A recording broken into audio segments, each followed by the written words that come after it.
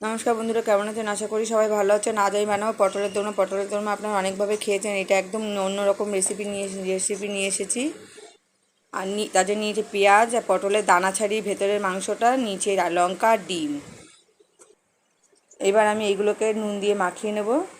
আন্দাজ মতো নুন দিলাম, দিয়ে মাখিয়ে নিলাম। এবার এর ভেতরে ডিম ভেঙে দেবো।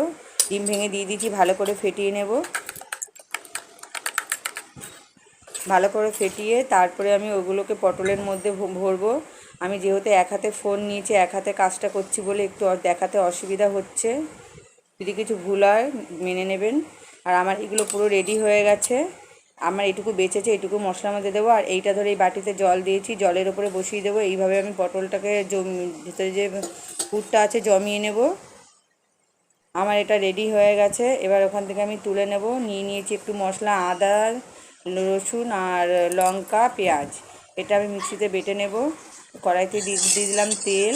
ওই তেলের ভেতরে আমি পটলগুলো ভেজে নেব সুন্দর করে। একটু নুন দিয়ে দিলাম। আর এই মশলাটাকে আমি মিক্সিতে বেটে নেব। ততক্ষণ আমার এদিকে পটলটা ভাজা হতে থাক।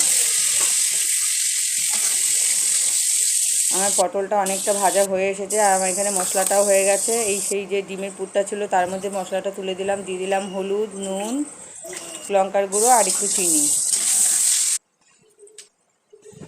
তেলের ভেতর দিয়ে ওই তেলে দিয়ে দিলাম জিরে, তার মধ্যে মশলা দিয়ে দিয়েছি। দিয়ে ভালো করে মশলাটাকে কষিয়ে নেব। একটু তেল আর অল্প করে একটু তেল দিয়ে দিলাম। এবার ভালো করে মশলাটাকে কষিয়ে ওর ভেতরে পটলগুলো ছেড়ে দেব। আমার এই ভিডিওটি যদি ভালো লাগে লাইক, কমেন্ট, শেয়ার করবেন। আমি পটলগুলো মশলার মধ্যে ছেড়ে দিয়েছি। এবার নাড়িয়ে চাড়িয়ে তুলে নেব। দেখুন কত সুন্দর লাগছে দেখতে। আর একদম নতুন একটা রেসিপি। আপনারা অনেকভাবে এই পটলের দোরমা করে খাইয়েছেন, একবার এইভাবে খাবেন। দিয়ে দিলাম একটু গরম মশলার গুঁড়ো। আমার পটলের দোরমাটা একদম রেডি। দেখুন কত সুন্দর লাগছে দেখতে। আবার দেখাবো অন্য কোনো ভিডিওতে।